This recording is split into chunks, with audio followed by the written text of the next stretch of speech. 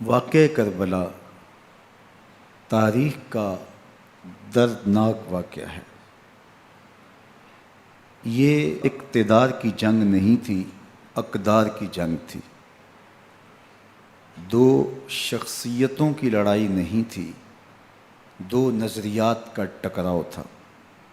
یہ حق اور باطل کا معرکہ تھا۔ یزید ظلم کا استعارہ ہے، حسین ابن علی امن کی علامت ہے۔ یزید جبر کا پتلا ہے، حسین صبر کا پیکر ہے۔ یزید اپنی بدطینت فطرت اور اپنی طبع ناہموار کے باعث دنیا پر ذلت و رسوائی، ظلم، جبر، جور و زیادتی کی علامت بن کے ابھرا، اور حسین ابن علی رضی اللہ تعالی عنہ حق و صداقت کا نشان بن کے ابھرا۔ کربلا کے تپتے ہوئے ریگزار میں حسینی اور یزیدی دو کردار سامنے آتے ہیں۔ اقبال نے کہا تھا، موسیٰ و فرعون و شبیر و یزید، ایند و قوت از حیات آید پدید، زندہ حق از قوت شبیری است، باطل آخر داغ حسرت میری است، سرخ رو عشق غیور از خون او، شوخی ای مصرع از مضمون او، تا قیامت قطع استبداد کر، موج خون او چمن ایجاد کر۔ یزید بہدل کی بیٹی محسون کا ناپاک بیٹا تھا، اور حسین محمد عربی کی بیٹی فاطمہ کا شہزادہ تھا۔ یزید دمشق کے اطراف میں سرجون اور جریر، اختل جیسے اوباشوں کے جرمٹ میں پل کے جوان ہوا۔ حسین کے گھر کا دروازہ مسجد نبوی کے اندر کھلتا تھا۔ یزید نشے میں دھت ہو کر کے نمازیں چھوڑ دیتا تھا۔ حسین کی کربلا کے اندر بھی نماز تہجد قضا نہیں ہوئی۔ یزید ظلم کا دوسرا نام ہے، حسین امن کی علامت ہے۔ یزید نے زندگی میں ایک مرتبہ حج کیا اور شراب کے مٹکے ساتھ لے کے آیا، اور اختل اور دیگر گویوں اور مغنیوں کو اپنے ساتھ رکھا تاکہ سفر آسانی سے کٹے۔ حسین ابن علی نے 25 حج سواری ہونے کے باوجود پیدل کیے۔ یزید حج بیت اللہ کے بعد مدینہ المنورہ آیا اور شراب کی ایک مجلس بپا کی۔ حضرت امام حسین رضی اللہ تعالی عنہ جب وہاں پہنچے تو شراب کی پھیلی ہوئی بدبو کو محسوس کرتے ہوئے فرمایا، یہ بو کیسی ہے؟ تو نشے میں دھت یزید بولا، یہ شام میں بنتی ہے، اور ایک جام منگوایا اور اس کو پیتے ہوئے دوسرا جام حضرت امام حسین رضی اللہ تعالی عنہ کی طرف بڑھاتے ہوئے کہا، ابا عبداللہ لیجئے۔ تو حضرت امام حسین رضی اللہ تعالی عنہ نے فرمایا، میں اس کی طرف دیکھتا بھی نہیں ہوں، اور پھر وہ عشقی اشعار پڑھنے لگا۔ جب یزید کی شراب نوشی کا منظر امام حسین رضی اللہ تعالی عنہ اپنی آنکھوں سے دیکھ چکے تھے، تو مجھے بتاؤ یزید کے ہاتھ پہ امام حسین کا پاک ہاتھ کیسے آتا؟ حضرت امام حسین رضی اللہ تعالی عنہ جس ماحول میں پلے تھے، جس ماحول میں پرورش پائی تھی، جس ماحول میں رہے تھے، وہ پاکیزہ اور تقدس مآب ماحول تھا۔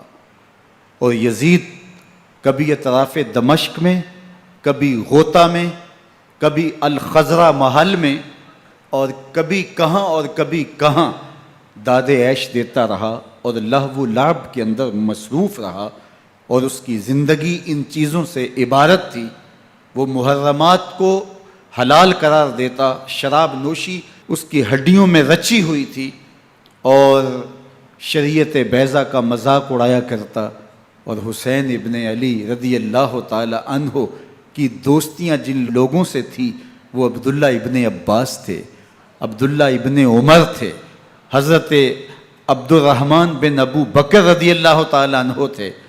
یزید تو جوا کھیلتا رہا، یزید تو قمار بازی کرتا رہا، یزید تو شراب نوشی کرتا رہا، اور حسین ابن علی مسجد نبوی کے ممبر میں حضور کے پہلوؤں میں بیٹھتے رہے۔ زمانے نے وہ منظر دیکھا کہ سرخ رنگ کے جوڑے پہنے ہوئے حسنین کریمین حجرہ فاطمہ سے نکلتے ہیں، کم عمری کی وجہ سے کبھی گرتے ہیں کبھی سنبھلتے ہیں، اور آقا کریم خطبہ ارشاد کر رہے ہیں، خطبہ چھوڑ کے حضور نے شہزادوں کو اٹھا لیا۔ وہ منظر بھی زمانے نے دیکھا۔ حضرت عبداللہ بن شداد کہتے ہیں کہ حضور سجدے میں تھے اور سجدہ اتنا طویل ہو گیا، ہمیں لگا یا تو وحی کا نزول ہو رہا ہے یا پھر اللہ کا حکم آ گیا اور اللہ کے محبوب کی روح قبض کر لی گئی۔ لیکن میں نے جب نظریں اٹھا کے ننکیوں سے دیکھا تو کیا منظر تھا کہ حسین ابن علی حضور کی پشت پہ بیٹھے ہوئے اور میرے آقا سجدے کو طول دے رہے ہیں۔ اللہ اکبر! حسین کے لیے پیغمبر کے سجدوں کو طول دیا جا رہا ہے۔ حسین ابن علی کبھی ممبر پہ حضور کی اطراف میں بیٹھتے ہیں، وہ منظر بھی دنیا نے دیکھا کہ حضور کے مبارک کندھوں پر حسین ابن علی بیٹھے ہیں اور حضور کی زلفوں کو پکڑا ہوا ہے۔ تو حضرت عمر رضی اللہ تعالیٰ عنہ دیکھ کے کہتے ہیں واہ واہ کیسی سواری میسر آئی حسین ابن علی کو۔ تو میرے آقا مسکرا کے کہتے ہیں عمر سواری دیکھتے ہو سوار بھی تو دیکھو۔ اللہ اکبر! حضرت اسامہ بن زید بن حارثہ رضی اللہ تعالیٰ عنہ فرماتے ہیں رات کا ایک پہر گزر گیا اور مجھے حضور سے کوئی کام تھا، میں آقا کریم کی خدمت میں حاضر ہوا، در دولت پہ دستک دی، حضور تشریف لائے تو چادر اوڑی تھی، بکل کی ہوئی تھی میرے حضور نے، تو میں نے اپنی حاجت کہی تو حضور نے میری حاجت پوری کر دی۔ لیکن ایک منظر میں نے دیکھا کہ حضور نے جو چادر کی بکل فرمائی تھی اس کے اطراف میں پہلوؤں میں ابھار تھے جس طرح اندر کوئی ہو۔ مجھ سے نہ رہا گیا، میں نے پوچھ لیا، میں نے کہا بندہ نواز چادر کے اندر کیا ہے؟ فَكَشَفَهُ، تو حضور نے چادر کو کھول دیا۔ فَإِذَا الْحَسَنُ وَالْحُسَيْنُ عَلَىٰ وَرِكَيْهِ، تو کہتے ہیں میں نے اپنی آنکھوں سے دیکھا ایک پہلو سے امام حسین لپٹے ہوئے تھے، ایک پہلو سے امام حسن لپٹے ہوئے تھے۔ فرمایا یہ میرے بیٹے ہیں، یہ میری بیٹی کے بیٹے ہیں، اے اللہ میں ان سے پیار کرتا ہوں، تو بھی ان سے پیار کر، جو ان سے پیار کرے اس سے بھی پیار کر۔ ان کی محبت کا درس دیا، ان کے پیار کا سبق پڑھایا، کہا ان سے پیار کرنے والا میرے سے پیار کرنے والا ہے، ان سے بغض رکھنے والا میرے سے بغض رکھنے والا ہے۔ ان کی تکلیف حضور کو بے چین کر دیتی تھی۔ حضرت سیدہ فاطمہ الزہرا رضی اللہ تعالی عنہ کے گھر کے قریب سے گزرے تو حضرت امام حسین کے رونے کی آواز آ رہی تھی، تو آقا کریم علیہ السلام نے فرمایا کہ فاطمہ حسین کو چپ کرواؤ، الا تعلمی ان بقاءہ یوزینی، تو جانتی نہیں حسین کا رونا مجھے دکھ دیتا ہے۔ حسین ابن علی کو حضور رونے نہیں دیتے تھے، ان کو دکھی نہیں ہونے دیتے تھے، کیونکہ رسول اللہ صلی اللہ علیہ وسلم جانتے تھے کہ یہ کتنے دکھ سہے گا، کتنی تکلیفوں سے گزرے گا اور کتنے مصائب سہے گا۔ زمانے نے وہ گھڑیاں بھی دیکھیں کہ حضرت حذیفہ بن یمان رضی اللہ تعالیٰ عنہ فرماتے ہیں کہ میں حضور کی خدمت میں نماز مغرب کی ادائیگی کے لیے حاضر ہوا، اور میں نے یہ اجازت خاص طور پہ اپنی ماں سے اس شرط پہ لی تھی کہ امی آپ مجھے اجازت دیں، میں حضور کی خدمت میں حاضر ہوتا ہوں، مغرب کی نماز بھی ادا کروں گا اور پھر حضور سے عرض کروں گا حضور میرے لیے اور میری ماں کے لیے بخشش کی دعا کر دیجئے۔ ماں نے اس شرط پہ اجازت دے دی اور میں حضور کی خدمت میں آ گیا، نماز مغرب ادا کی، سلام پھرا تو میرے دل میں آرزو تھی میں حضور سے عرض کروں حضور میرے لیے اور میری ماں کے لیے مغفرت کی بخشش کی دعا کر دیں، لیکن حضور عبادات میں ذکر میں نوافل میں ایسے مشغول ہوئے کہ میں آرزو رکھنے کے باوجود بھی عرض نہ کر سکا۔ خیر نماز عشاء کا وقت ہوا، اذان پکاری گئی، حضور مصلی پہ آئے، نماز پڑھی، سلام پھرا، تو میرے دل میں پھر خیال آیا کہ ماں سے ایک نماز کی چھٹی لی تھی، نمازیں بھی 2 ہو گئیں، ماں نے جاتے پوچھنا ہے حضور سے میرے لیے اور اپنے لیے مغفرت کی، بخشش کی دعا کروائی تھی، تو کیا جواب دوں گا؟ اور حضور اٹھے اور کاشانہ اقدس کی طرف چل دیے۔ اب میرے دل میں یہ خیال رہ کے آ رہا تھا کہ ماں کو کیا جواب دوں گا، میں تو حضور سے بخشش و مغفرت کی دعا کروا ہی نہیں سکا۔ جب حضور چل پڑے تو غیر ارادی طور پہ میں بھی حضور کے پیچھے چل پڑا۔ چلنے میں تھوڑی سی رفتار تیز ہو گئی، جس سے قدموں کی آہٹ پیدا ہوئی، تو جب آواز پیدا ہوئی تو حضور نے رخ پھیرے بغیر فرمایا من ھذا، میرے پیچھے پیچھے کون آ رہا ہے؟ پھر خود ہی کہا حذیفہ تو نہیں؟ تو میرا دل دھڑک رہا تھا، قلت نعم، میں نے کہا جی حضور میں حذیفہ ہوں۔ فرمایا ما حاجتک غفر اللہ لک ولامک، کیا کام ہے؟ اللہ تجھے بھی بخش دے، تیری ماں کو بھی بخش دے۔ اب جو کام تھا وہ جنبش لب سے پہلے ہی ہو گیا، یہاں تو لفظوں کا سہارا بھی نہیں لینا پڑتا، وہ بند لبوں کی بولیاں بھی سنتے ہیں۔ اقبال بولا ہے فروغت صبح آثار و دہور، چشم تو بی نندائے ما فی الصدور، تیری نظر تو سینوں کے چھپے راز بھی دیکھتی۔ تو کہا ما حاجتوں کا غفر اللہ لک ولامک، اللہ تجھے بخش دے، تیری ماں کی بھی مغفرت کر دے، کیا کام ہے؟ اب جو کام تھا وہ تو ہو گیا۔ تو میرے حضور نے ارشاد فرمایا حذیفہ سنو، ابھی ایک فرشتہ آیا ہے جو اس سے قبل دھرتی پر پہلے کبھی نہیں آیا، آج پہلی مرتبہ اللہ سے اجازت لے کے 2 کام کرنے آیا ہے، ایک تو مجھے سلام کرنے آیا ہے اور دوسرا خوشخبری دینے آیا ہے کہ آپ کی بیٹی فاطمہ جنتی عورتوں کی سردار ہے اور حسن اور حسین جنتی جوانوں کے سردار۔ ایک طرف یزید ناپاک میسون کا پلیت بیٹا، اور ایک طرف محمد عربی کا نواسا، فاطمہ کے دودھ کا اثر، علی المرتضیٰ کے خون کی تاثیر، رسول اللہ صلی اللہ علیہ وسلم کے کندھوں پہ بیٹھنے والا۔ ایک دن حضور نے امام حسین رضی اللہ تعالیٰ عنہ کے ہاتھ پکڑ لیے اور ان کے پاؤں اپنے پاؤں پہ رکھے اور پھر فرمایا بیٹے آگے بڑھو، اور ان کے پاؤں حضور کی پنڈلیوں پہ آئے، پھر کہا بیٹے اور آگے بڑھو، حتیٰ کہ ان کے پاؤں حضور کی رانوں پہ آئے، پھر فرمایا بیٹا اور آگے بڑھو، تو ان کے پاؤں حضور کے مبارک بطن اقدس پہ آئے، پھر بازوؤں کو کھینچ کے اپنے قریب کیا اور حسین ابن علی کے منہ میں اپنی زبان رکھ دی، اور وہ اس طرح چوس رہے تھے جس طرح کھجور چوسی جاتی ہے۔ تو اللہ کے محبوب علیہ السلام نے حسین ابن علی کو اپنی زبان کا لعاب دہن دے کر کے، وہ شیر رحمت دے کر کے، وہ کوثر و تسلیم سے پاکیزہ تر آب رحمت عطا کر کے ان کی ہمیشہ کے لیے پیاس بجھا دی، تاکہ کل کربلا کے تپتے ہوئے ریگزار میں حسین ابن علی کو پیاس کی شدت تنگ نہ کرے اور پائے استقلال میں لغزش نہ آنے پائے۔ ان نازوں سے پالے ہوئے حسین کو، ان محبتوں سے پالے ہوئے حسین ابن علی کو امتحان بھی اتنے بڑے درپیش تھے۔ یاری تیری سونا پر ازمیشاں تیریاں اگ، سونا پرکھیا جامدہ ہے نال اگاں دے لگ۔ جتنا بڑا شخص ہوتا ہے اتنی آزمائشیں بھی بڑی ہوتی ہیں۔ پیغمبر رحمت کی آغوش میں کھیلنے والا، حجرہ فاطمہ کا جانشین، مصلی رسول کا وارث، منبر رسول صلی اللہ علیہ وآلہ وسلم پر حضور کے مبارک پہلو اور گود میں بیٹھنے والا حسین، حضور کی زبان چوسنے والا حسین، حضور کے کندھوں پہ سواری کرنے والا حسین، آقا کریم علیہ الصلوۃ والسلام کے مبارک سجدے کی حالت کے اندر حضور کی پشت پہ کھیلنے والا حسین، جس حسین کا دروازہ مسجد نبوی کے اندر کھلتا تھا اور یزید کی کرتوتوں کے چشم دید گواہ تھے۔ یزید جب تخت نشین ہوتا ہے تو اسے یہ فکر ہوتی ہے کہ امام حسین، عبداللہ بن زبیر، عبداللہ بن عمر، عبداللہ ابن عباس یہ میری بیعت کریں۔ اور وہ ولید بن عقبہ کو لکھتا ہے کہ ہر صورت میں ان کی بیعت لو، اور اگر بیعت نہ دیں تو سختی کرو۔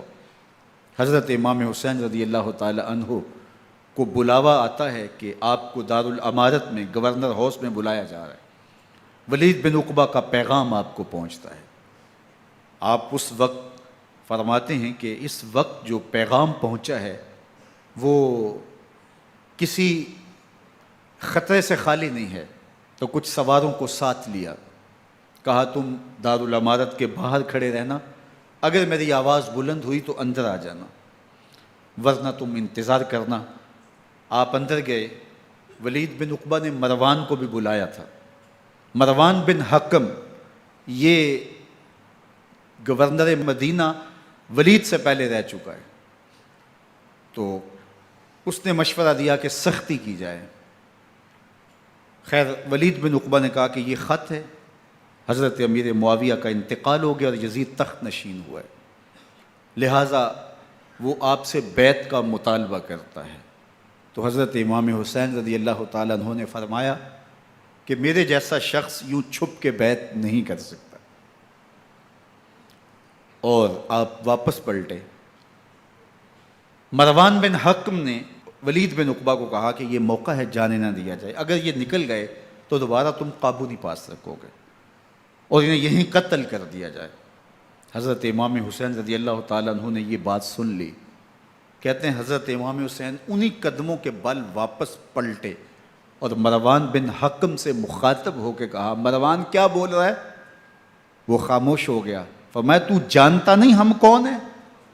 آنا حسین ابن علی ابن ابی طالب، میں حسین ہوں، میں علی کا بیٹا ہوں، ہمارے گھر میں قرآن اترتا رہا ہے، وحی کا نزول ہوتا رہا ہے، اور یزید فاسق ہے، فاجر ہے، مسلمانوں کا قاتل ہے اور شرابی ہے، میں ڈنکے کی چوٹ پہ یزید کی بیعت سے انکار کرتا ہوں۔ بس حیدری کچھار سے محمدی شیر نکل آیا ہے۔ اب اوسان خطا ہو گئے، راستہ چھوڑ دیا، واپس آئے، سیدہ زینب سے ملے، کہا مدینے کو چھوڑنا پڑے گا۔ کہا بھیا کیا ہوا؟ کہا یزید بیعت لینے پہ مصر ہے اور میں کسی صورت بھی بیعت نہیں کروں گا۔ رسول اللہ کا مدینہ ہمارے خون سے لالا زار بنے گا، میں نہیں چاہتا کہ حضور کے شہر نور کی حرمت پامال ہو۔ دوستو وہ کیسا منظر ہوگا جب حسین ابن علی نے آخری حاضری حضور کے روضے پہ دی ہوگی۔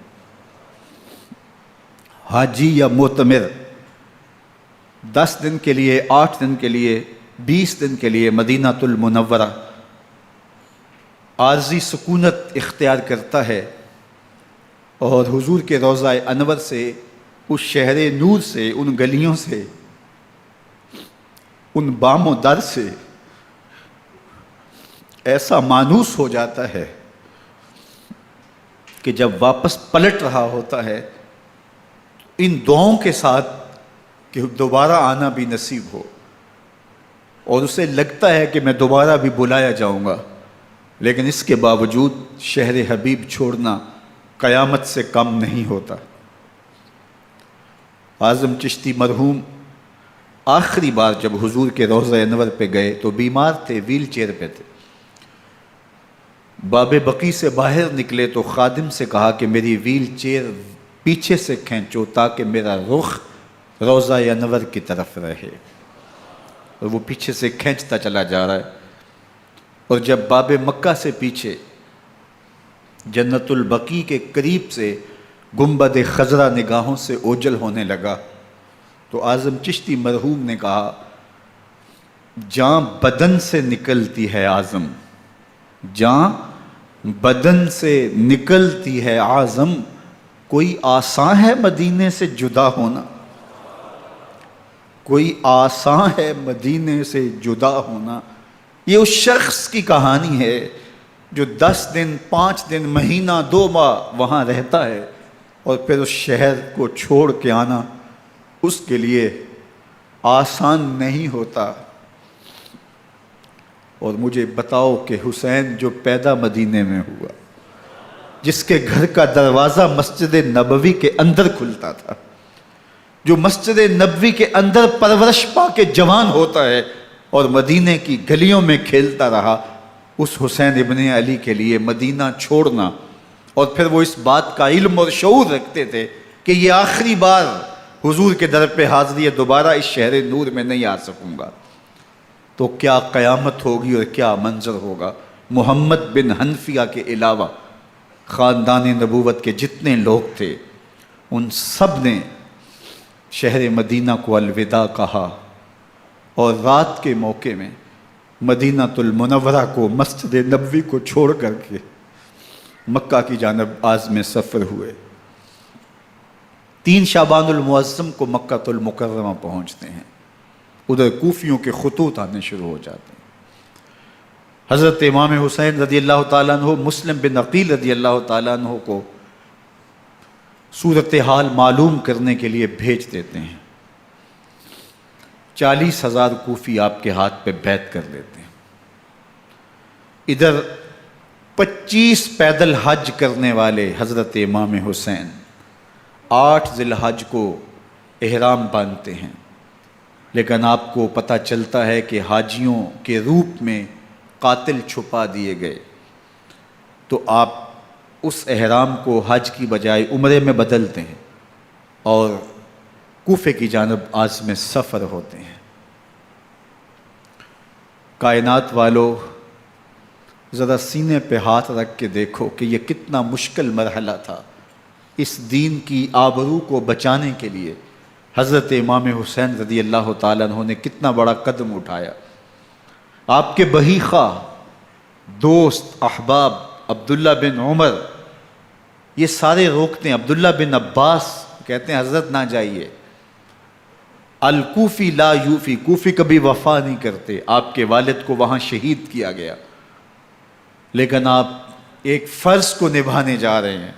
میرے غم گسارو، میرے مہربانوں، نہ روکو مجھ کو جانے دو، مجھے نانے کے دی کی ڈوبتی کشتی بچانے دو، میں جاتا ہوں کہ دنیا پر وفا کا نام رہ جائے، میں رہوں نہ رہوں پر عظمت اسلام رہ جائے۔ میں نہیں جاتا تو نبی کے گھر کی آن جاتی ہے، میں نہیں جاتا تو نبی کے گھر کی آن جاتی ہے، تمہارا دین جاتا ہے، میری غیرت ایمان جاتی ہے۔ حضرت امام حسین یہاں سے چلتے ہیں، ابھی راستے میں ہی پہنچتے ہیں کہ یہ خبر آتی ہے کہ کوفے والوں نے بے وفائی کر دی، حضرت مسلم بن عقیل رضی اللہ تعالیٰ عنہ کو شہید کر دیا گیا، نعمان بن بشیر معزول کر دیے گئے، ابن مرجانہ ابن زیاد وہاں متعین کر دیا گیا جو سخت گیر شخص تھا، اور اس نے لوگوں کو ڈرایا، دھمکایا، اور کوفے کے لوگوں کے دل بدل گئے اور وہ بیتیں توڑنے لگے۔ وہ منظر مسجد کوفہ کا کتنا دلگداز تھا، جب امام نماز کے لیے کھڑے ہوئے تو 40,000 لوگ آپ کے پیچھے تھا۔ جب سلام پھیرا اور امام نے دیکھا کہ پیچھے لوگ نہیں ہیں، پھر لوگوں نے اپنے دروازے بھی بند کر لیے۔ رات کی تنہائیاں ہیں اور حضرت مسلم بن عقیل کو کوئی پناہ دینے والا نہیں ہے، لوگوں نے دروازے بند کر لیے کہ کہیں ہمارے گھر میں نہ آ جائیں اور ہم مشقت اور حکومتی تشدد کا شکار نہ ہوں۔ کتنا دردناک لمحہ ہے حضرت مسلم بن عقیل رضی اللہ تعالیٰ عنہ پہ، اور پھر حضرت مسلم بن عقیل بے دردی سے شہید کر دیے جاتے ہیں۔ آپ ابھی راستے میں ہیں، یہ ساری کہانی پہنچتی ہے کہ حضرت مسلم شہید کر دیے گئے اور بے دردی سے شہید کر دیے گئے۔ وہ جنہوں نے خط لکھے تھے کہ ہم آپ کے ساتھ ہیں اور ہم منتظر ہیں، چشم برا ہیں، آپ کے قدموں کی چاپ سننے کے لیے بےتاب ہیں، آج انہوں نے بیتیں توڑ دی، 40,000 کوفی منحرف ہو گئے۔ مسجد کوفہ کا وہ منظر کس قدر روح کو تڑپا دینے والا تھا۔ ہم پچھلے سال عصر اور مغرب کے درمیان جب کوفہ پہنچے تو سورج ڈوبنے کے قریب تھا۔ میں نے اپنی زندگی میں اتنا اداس موسم کہیں نہیں دیکھا جتنا اداس موسم کوفے میں دیکھا۔ ایسے لگتا تھا جس طرح کوفے کی آب و ہوا آج بھی شرمندہ ہے۔ جو مسلم بن عقیل اور خاندان نبوت کے ساتھ اہل کوفہ نے کیا، حضرت امام حسین رضی اللہ تعالیٰ عنہ کو ان کے بہی خواہوں نے، اعزاء نے، اقربا نے، دوستوں نے، آوان و انصار نے، ساتھیوں نے کہا کہ حضرت حالات یکسر تبدیل ہو گئے، اب ہمیں مراجعت کر جانی چاہیے، واپس پلٹ جانا چاہیے۔ تو حضرت امام حسین کافی سوچ بچار میں رہے، پھر اس کے بعد آپ نے فیصلہ کیا کہ ہم آگے بڑھیں گے۔ دوستوں نے کہا کہ حضرت اگر آپ آگے بڑھیں گے تو ہمیں لگتا ہے کہ وہ آپ کے ساتھ سلوک اچھا نہیں کریں گے اور آپ بچوں کے سامنے پیاس سے شہید کر دیے جائیں گے۔ تو حضرت امام حسین رضی اللہ تعالیٰ عنہ نے وہاں ایک خطبہ ارشاد فرمایا کہ لوگو تم جو مجھے بتا رہے ہو مجھے اچھی طرح معلوم ہے، جو تم مجھے منظر پیش کر رہے ہو وہ میری نگاہوں میں ہے، اور جو کچھ ہونے والا ہے چشم تصور وہ منظر دیکھ رہی ہے۔ چونکہ حضرت امام حسین رضی اللہ تعالیٰ عنہ کی شہادت کی خبر حضرت امام حسین کے پیدا ہوتے ہی خاندان نبوت میں عام تھی۔ حضور علیہ الصلوۃ والسلام کو یہ بات جبریل امین نے آ کے بتائی تھی جب حسین ابن علی کے ساتھ حضور محبت کا اظہار کر رہے تھے، تو یہ جبریل امین نے آ کے کہا تھا حضور آپ کا یہ بیٹا ارض طف میں شہید کر دیا جائے گا، اور کربلا کی مٹی لا کے حضور کو دی اور ام سلمہ کو حضور نے عطا کر دی۔ حضرت ام سلمہ کہتی ہیں کہ ایک دن میں سوئی تو خواب دیکھا کہ حضور کے مبارک بال بکھرے ہوئے ہیں اور سخت پریشان ہیں، تو میں نے کہا کہ حضور آپ کی یہ کیا حالت ہے؟ وَبِيَدِهِ قَارُورَةٌ، اور حضور کے ہاتھ میں ایک شیشی ہے، فِيهَا دَمٌ، جس کے اندر خون ہے۔ تو میں نے کہا حضور یہ کیا؟ فرمایا میں قتل گاہ حسین سے آ رہا ہوں اور یہ حسین ابن علی کا خون ہے۔ تو کہا 10 محرم کا دن تھا، دوپہر کا یہ منظر تھا، میں کیلولہ کر کے اٹھی، جب میں نے دیکھا تو وہ شیشی جس میں کربلا کی مٹی رکھی تھی وہ خون بن چکی تھی۔ تو یہ خبر پہلے دی گئی تھی، یہ بتا دیا گیا تھا۔ فرمایا میرے دوستو جو تم مجھے بتاتے ہو میں اس سے بے خبر نہیں ہوں، یہ سب کچھ ہونے والا ہے، لیکن اس کے باوجود میں کیوں جا رہا ہوں؟ تو آپ کا ایک تاریخ ساز جملہ ہے جو کربلا کے فلسفے کو ہمارے سامنے رکھتا ہے کہ یہ اتنا بڑا امتحان کیوں دیا۔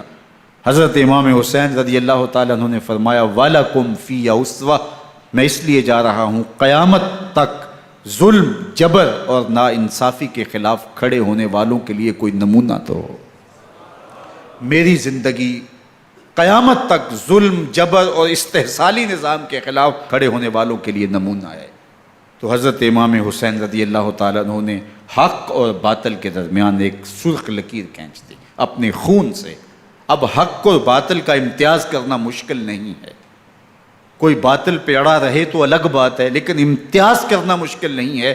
حدود بالکل واضح کر دیں۔ اقبال نے یہاں کتنی خوبصورتی کے ساتھ اس مضمون کو نبھایا۔ سرخ رو عشق غیور از خون او، شوخی این مصرع از مضمون او، تا قیامت قطع استبداد کر، موج خون او چمن ایجاد کر۔ ایک جہاں آباد کر دیا، حق اور باطل کی راہیں اجال دی۔ اب لوگوں کو یزید کا چہرہ پہچاننے میں دیر نہیں لگتی، وقت کے ہر یزید کا چہرہ آسانی سے پہچانا جا سکتا ہے۔ یہ معرفت زمانے کو کروائی کس نے؟ حسین ابن علی نے کروائی رضی اللہ تعالی عنہ۔ تو حضرت امام حسین نے فرمایا کہ جو میرے ساتھ ہونے والا ہے میں اچھی طرح جانتا ہوں، لیکن میں اس کے باوجود آگے بڑھوں گا۔ پھر بڑھے اور کربلا میں جا کے خیمہ زن ہو گئے۔ 7 محرم کو پانی بند کر دیا گیا، پانی بند ہوا تو کھانا بھی میسر نہیں تھا، لیکن ذکر پانی کا ہوتا ہے اس لیے کہ کھانے کے بغیر انسان کئی دن کاٹ لیتا ہے، لیکن پانی کے بغیر گزر نہیں ہوتی۔ تو فرات کی نہر سامنے اپنی موجوں کے ساتھ چمک رہی ہے، لیکن ایک قطرہ آب بھی آل رسول کو نہیں دیا جا رہا۔ کائنات کے اندر ایسے انوکھے امتحان بھی ہوتے ہیں، وارث ہوں ساقی کوثر کے، مالک ہوں حوض کوثر کے، اور بیٹے ہوں ساقی کوثر کے، اور آج ایک بوند پانی کی بھی میسر نہ ہو۔ صبر کا امتحان ہے، عزیمت کا امتحان ہے۔ حضرت امام حسین رضی اللہ تعالیٰ عنہ خیمہ زن ہو گئے، 3 دن تک پانی بند رہتا ہے، 9 محرم کو رات کی تنہائی میں حملہ آور ہونا چاہتے ہیں، لیکن آپ نے کہا کہ ہمیں اللہ کے حضور عبادت اور ذکر کے لیے وقت دیا جائے۔ ساری رات ذکر میں گزرتی ہے، عبادات میں گزرتی ہیں۔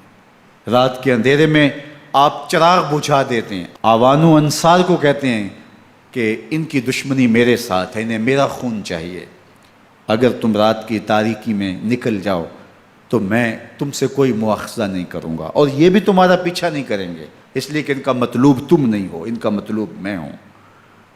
جب چراغ جلایا تو کوئی بھی نہیں گیا۔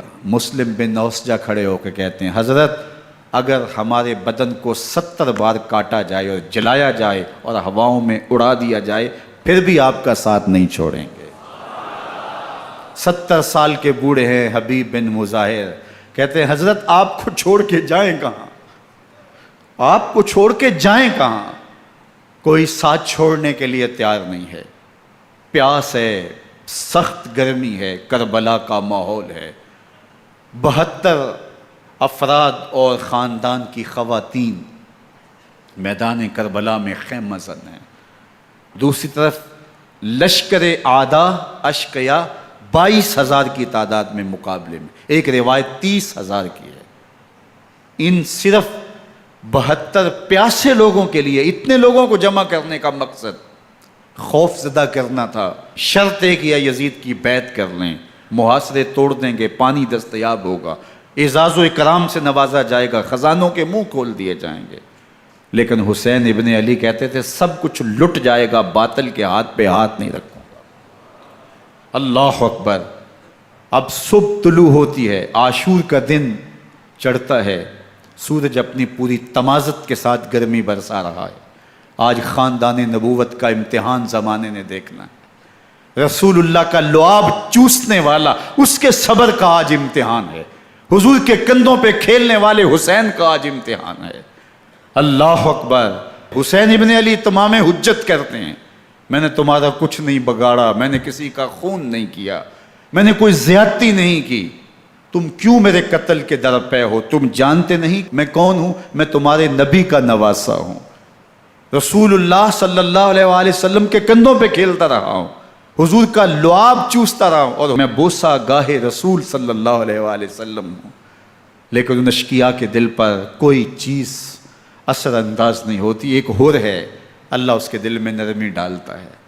پہلے تو امام حسین کو گھیر کے لے کر کے آتا ہے، لیکن بعد میں وہ قافلہ یزید سے قافلہ حسین کی طرف آ جاتا ہے۔ امام حسین فرماتے ہیں تو دنیا میں بھی ہور ہے، آخرت میں بھی ہور ہے، آزادی مل جاتی ہے۔ باقی 22,000 کا لشکر جرار امام حسین کے قتل کے در پہ ہے۔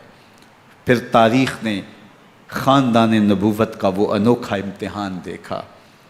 حضرت امام حسین کے بچے بالخصوص خواتین پیاس کی شدت میں حلق خشک ہیں۔ حضرت سکینہ تڑپ کے اپنے باپ سے کہتی ہیں کہ مجھے 6 ماہ کے علی اصغر کی پیاس نہیں دیکھی جا رہی۔ بچے کو ہاتھوں پہ اٹھاتے ہیں اور نہر فرات کے کنارے پہنچ کے فرماتے ہیں اشقیاء سے مخاطب ہو کے تمہارا معاملہ میرے ساتھ ہے، اس 6 ماہ کے بچے نے تمہارا کچھ نہیں بگاڑا، اور چلو بھر کے اس کا حلق سیراب کرنا چاہتے ہیں۔ ایک 2 شاخہ تیر آتا ہے جو حضرت علی اصغر کے گلے کو چیر دیتا ہے۔ راوی لکھتے ہیں کہ وہ عام تیر نہیں تھا، جانوروں کو شکار کرنے کے لیے جو بڑے تیر ہوتے ہیں وہ 2 شاخہ تیر تھا۔ وہ گردن کو کاٹ دیتا ہے، خون بہنے لگتا ہے، گردن لٹک جاتی ہے۔ حضرت امام حسین وہ بہتا ہوا خون اپنے چلو میں لیتے ہیں اور آسمان کی طرف اچھال کے کہتے ہیں مالک حسین کی یہ قربانی بھی قبول فرما۔ یہ تماشا لب بام نہیں ہے۔ بچہ بیمار ہو، ڈاکٹر جواب دے دیں، ماں باپ کے ہاتھ پھول جاتے ہیں۔ زندگی کی سانسیں ابھی چل رہی ہوتی ہیں، لیکن ڈاکٹر کہے کہ یہ میرے بس کا روگ نہیں ہے، کہیں اور لے جاؤ، تو زندگی کا لف و نشر غیر مرتب ہو جاتا ہے۔ میں سلام پیش نہ کروں حسین ابن علی کو، 6 ماہ کا علی اصغر ہاتھوں میں دم توڑتا ہے، گردن لٹک جاتی ہے، خون بہہ رہا ہے۔ اب خیموں کی طرف بڑھ رہے ہیں لیکن زبان پہ شکایت نہیں ہے، کہتے ہیں مالک حسین کی یہ قربانی قبول کر لے۔ اب خیموں کی طرف آنا، شہر بانوں ام رباب سیدہ زینب حضرت سکینہ سلام اللہ علیہا کا سامنا کوئی آسان کام نہیں تھا، لیکن حسین ابن علی آتے ہیں، شہزادے کو یہاں خیموں کے قریب رکھ کے کہتے ہیں کہ یہ حوض کوثر سے سیراب ہو گیا ہے۔ اللہ اکبر، کوہرام مچ جاتا ہے خیموں کے اندر، کیا منظر ہوگا اور ان کو کن الفاظ کے پیرائے میں ڈھال کر کے ان کیفیات کو بیان کیا جا سکتا ہے جو اہل بیت کے خیموں کے اندر علی اصغر کی شہادت کے بعد کا منظر رقم ہو رہا ہوگا۔ اللہ اکبر، ادھر اشکیا آوازیں دے رہے ہیں، مبارزت کے لیے پکار رہے ہیں۔ زمانے نے پھر وہ منظر بھی دیکھا کہ جوان بیٹے کو 18 سال کی کمائی حضرت امام حسین میدان عمل میں بھیج رہے ہیں۔ وہ علی اکبر جو حسین کا نور نظر ہے، آنکھوں کا قرار ہے، دل کی تسکین ہے۔ اور پھر حضرت علی اکبر جب گھوڑے کی زین سے فرش زمین پہ گرتے ہیں تو باپ کو آواز دیتے ہیں، اور حضرت امام حسین جو ہے وہ آگے جا کے بیٹے کی لاش اٹھاتے ہیں۔ اللہ اکبر، 18 سال کے بیٹے کی لاش کو کندھوں پہ اٹھا کے خیموں تک لاتے ہیں اور ہاتھ پھیلا کے کہتے ہیں مالک حسین کی یہ قربانی بھی قبول فرما۔ کبھی قاسم بن حسن کی لاش اٹھا کے لاتے ہیں، کبھی اون و محمد کی لاشیں اٹھا کے لاتے ہیں، بھتیجوں کی، بھانجوں کی، بھائی عباس کے کٹے ہوئے بازو اور زخموں سے چھدا ہوا لاشا۔ کیا کیا قیامتیں تھیں جو اس کربلا کے ایک میدان کے اندر نہیں توڑی گئیں۔ حضرت امام حسین پر دکھ پہ دکھ، تکلیفوں پہ تکلیفیں۔ اب 71 لاشیں اٹھا کے خیموں تک پہنچا چکے، اور ادھر مبارزت کی دعوت دی جا رہی، آؤ میدان عمل میں آؤ، اب دیر کیوں کر رہے ہو۔ رسول اللہ کا حرم، رسول اللہ کی شہزادیاں جو نازوں میں پلی تھیں، وہ کلیاں جو شبنم کا بوجھ بھی گوارا نہیں کر سکتی تھی، آج مصیبتوں کے پہاڑ ٹوٹ گئے۔ حضرت امام حسین کبھی شہربانوں کو، کبھی ام رباب کو دلاسا دیتے ہیں، کبھی حضرت زینب کو کہتے ہیں۔ حضرت زینب کربلا کے اس میدان کے اندر بڑے حوصلے کے ساتھ اپنے بھائی کے ساتھ کھڑی رہی، اپنے 2 بیٹے راہ خدا میں پیش کیے، ان کی لاشیں وصول کیں، لیکن زینب جس جرأت کے ساتھ، جس پامردی کے ساتھ اس سارے منظر کو حوصلے کے ساتھ سہتی رہی، وہ یقیناً حوصلہ سیدہ زینب سلام اللہ علیہا کا ہی ہے۔ لیکن یہ وہ منظر تھا کہ زینب کا دل بھی ڈول گیا جب حسین ابن علی گھوڑے پہ بیٹھنے لگے اور ان کو گھوڑے میں بٹھانے والا کوئی نہیں تھا، اور جو بھی سوار جاتا پھر واپس اس کی لاش ہی آتی اور حسین ابن علی لے کے آتے۔ آج حسین ابن علی جا رہے ہیں، زندگی کا سارا سرمایہ لٹ رہا ہے، حضرت زینب سلام اللہ علیہا سنبھل نہیں رہی۔ حضرت امام رضی اللہ تعالیٰ عنہ اٹھے اور آپ نے حضرت زینب کو صبر کی تلقین کی اور کہا کہ صبر ہی بہترین ذریعہ ہے اور اللہ کی قربت کا ایک بہترین سبب ہے، اور ان کو صبر کی تلقین کرتے ہوئے فرمایا کہ میرے بعد تم نے اس ذمہ داری کو سنبھالنا ہے اور ان مخدرات اسلام کی، ان شہزادیوں کے پردے کی تم نے حفاظت کرنی ہے۔ اور پھر گھوڑے کی زین کس کے امام حسین لشکر اشکیا کی طرف بڑھتے ہیں۔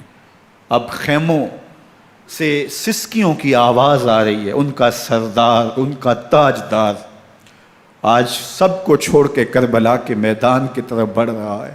جرم کیا کیا، قصور کیا کیا، اس نے کیا زیادتی کی کہ آج نیزوں اور انیوں کے مقابلے میں 22,000 کا لشکر حضرت امام حسین پہ ٹوٹ پڑتا ہے۔ آپ پھر اتمام حجت کرتے ہیں، میں نے کسی کو قتل نہیں کیا، خون ناحق نہیں بہایا، میرے خون کے درپے کیوں ہو، اپنی آخرت کیوں برباد کرتے ہو، تم جانتے نہیں میں کون ہوں، میں تمہارے نبی کا نواسا ہوں۔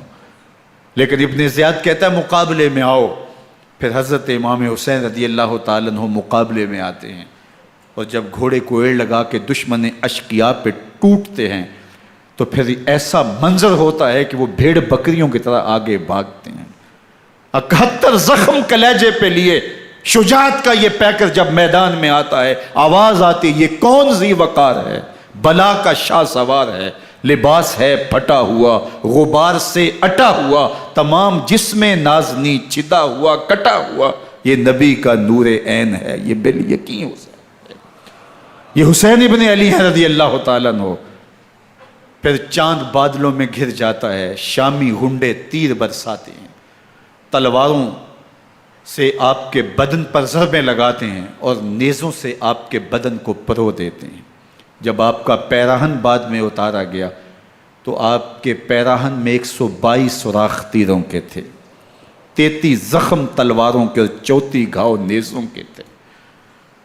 جب گھوڑے کی زین سے فرش زمین پر آئے، بدن چھلنی تھا، زخم زخم سے خون بہ رہا تھا، 3 دن کا پیاسا حسین، اللہ اکبر، بدن زخموں سے چور، 71 لاشیں کلیجے پہ لیے، مخدرات اسلام کے پردے کا خیال دل میں الگ ہے، لیکن گھوڑے کی زین سے جب فرش زمین پہ امام حسین آتے ہیں، زبان پہ ہائے نہیں، نالا و شیون نہیں، چیخ و پکار نہیں، آتے ہی پیشانی سجدے میں رکھتے ہیں اور پکارتے ہیں اللہم ردن بقضائک وصبرن علی بلائک تسلیمن لامرک سبحان ربی الاعلی۔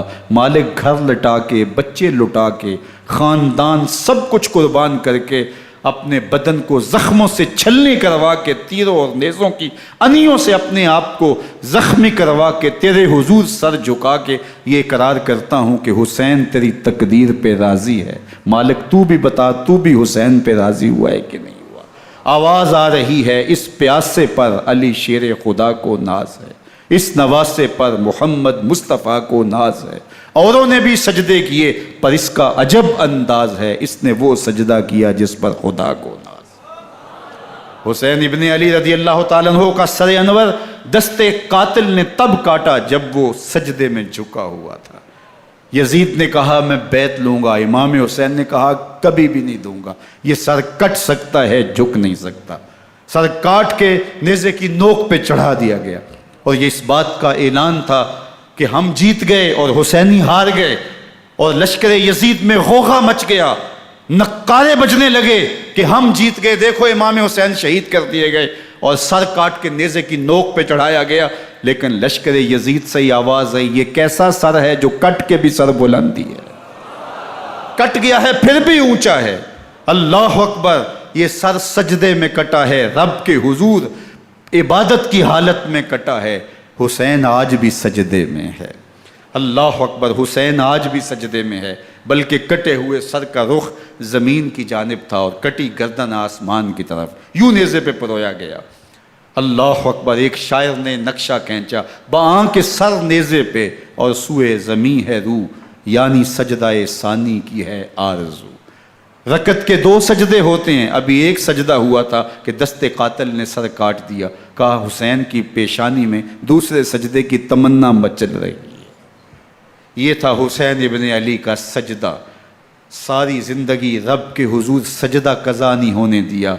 آج پانی نہیں ہے، اللہ اکبر، آج تیمم کر لیتے ہیں، آج اپنے خون کو اوڑھ کر کے حسین نے اپنی پیشانی اپنے مالک کے حضور جھکا کر کے عظیمت کی وہ انوکھی داستان رقم کر دی کہ صدیاں گزرنے کے باوجود بھی ان کی یادوں کے چراغ روشن ہیں۔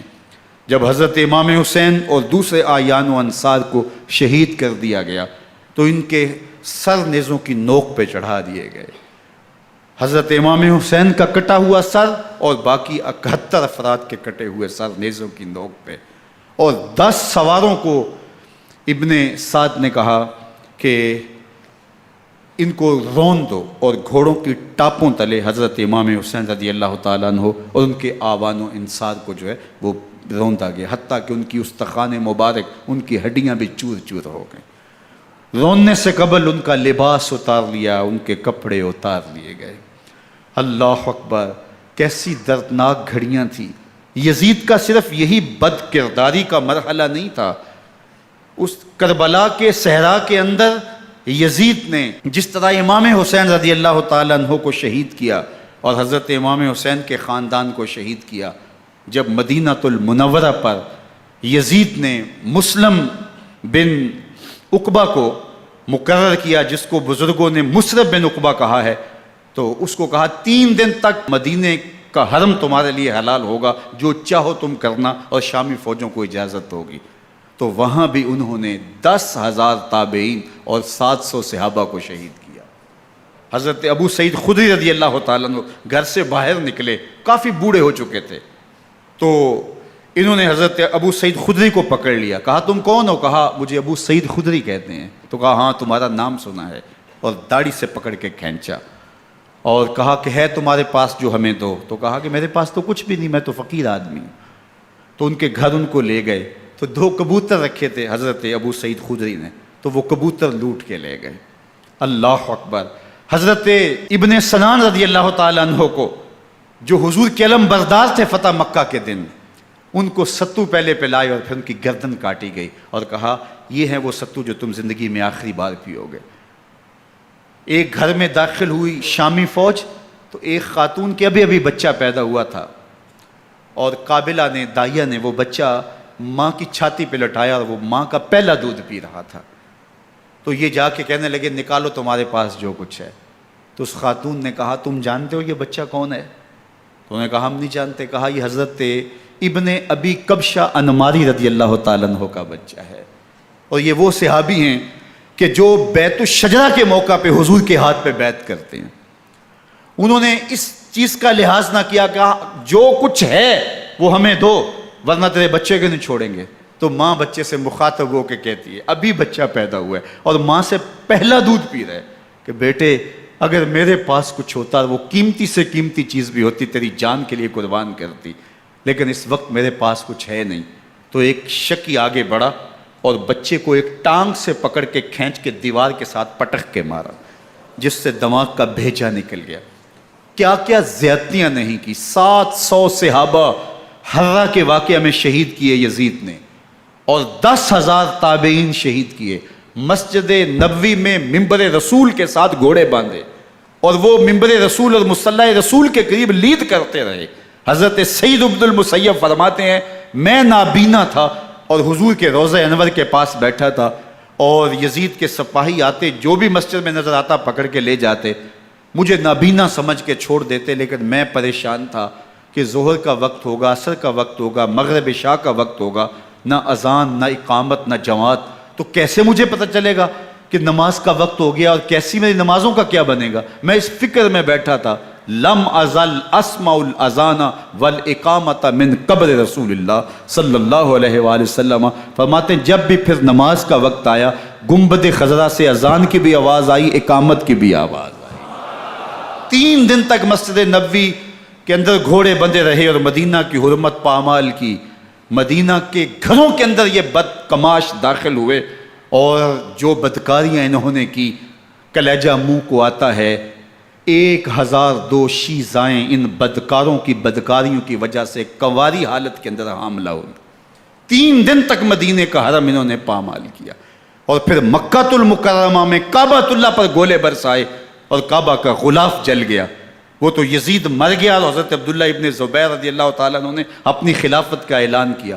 یزید کے یہ کرتوت تھے، ادھر اہل مدینہ کو ستایا، ادھر اہل مکہ کو ستایا، اور رسول اللہ صلی اللہ علیہ وسلم کے خانوادے کی بے حرمتی اور توہین کی۔ نہ صرف انہیں قتل کیا گیا، ان کی لاشوں پہ گھوڑے دوڑائے۔ ابن سعد اور شمر جو ہے وہ خیموں میں داخل ہوا، اور مخدرات اسلام کی چادریں چھیننے کی کوشش کی۔ حضرت زینب سلام اللہ علیہ نے مخاطب ہو کے کہا ہمارے چہرے کے رکھوالے چلے گئے ہیں، ظالم تو خیال نہیں کرتا ہم رسول اللہ کی بیٹیاں ہیں۔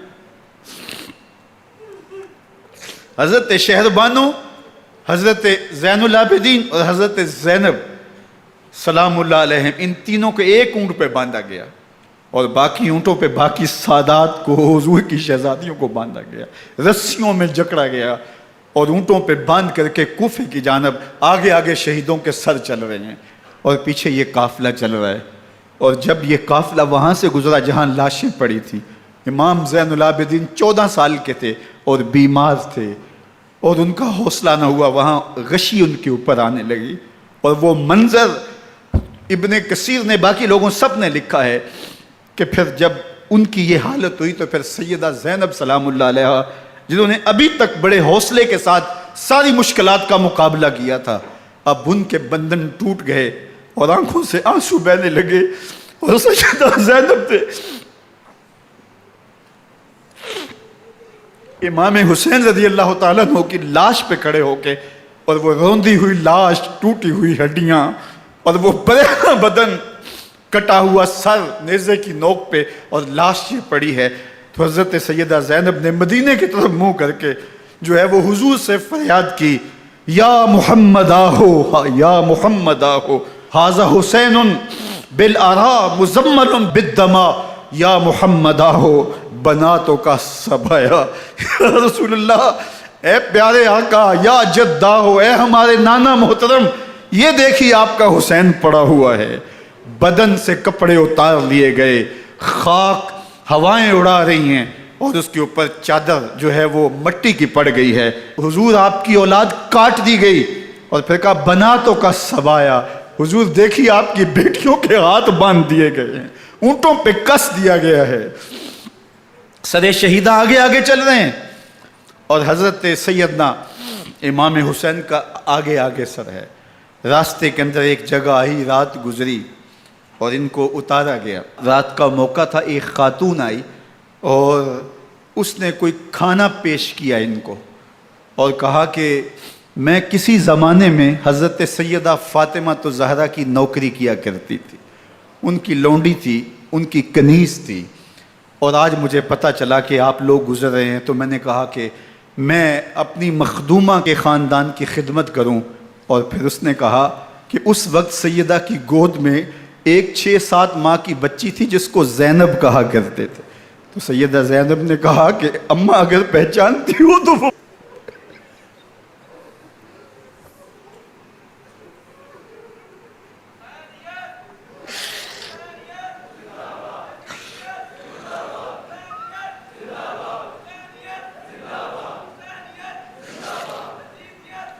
یہ تاراج اور لٹا ہوا کارواں پھر وہاں سے کوفے میں کیسے پہنچا، اور کوفے کے اندر سیدہ زینب سلام اللہ علیہا نے وہ یزید کے دربار میں، ابن زیاد کے دربار میں وہ جرأت آمیز جو باتیں کہیں، اللہ اکبر، زینب کی زبان میں علی کی خطابت بول رہی تھی، اور پھر دشمن اور دوست سارے رونے لگے، اور وہ کیا دل گداز منظر تھے۔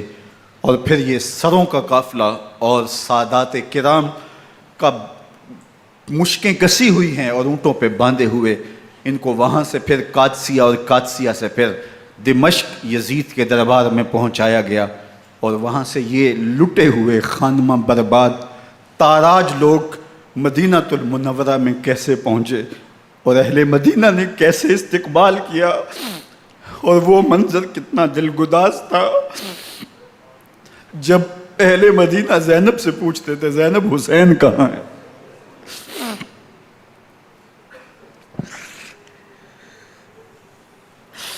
بے مروت بے وفا تیرا بھی کیا افسانہ ہے، جس نے اپنی ہی شمع کو گل کیا تو وہ پروانہ ہے۔ اپنے پیغمبر کے شہزادوں کو اور اپنے پیغمبر کی شہزادیوں کو جو دکھ اس امت نے دیے، یہ کائنات کی ایک انوکھی داستان ہے۔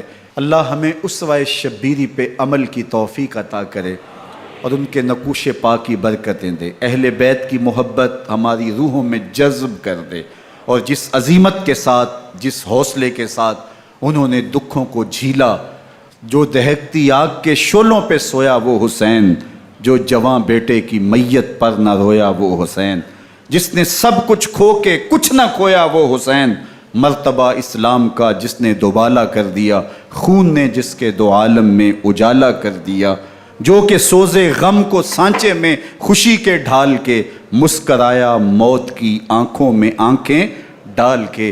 اے حسین ابن علی تم پر سلام، نازش آل نبی تم پر سلام۔ ذرا میرے ساتھ یہ پڑھ لیجئے، اے حسین ابن علی تم پر سلام،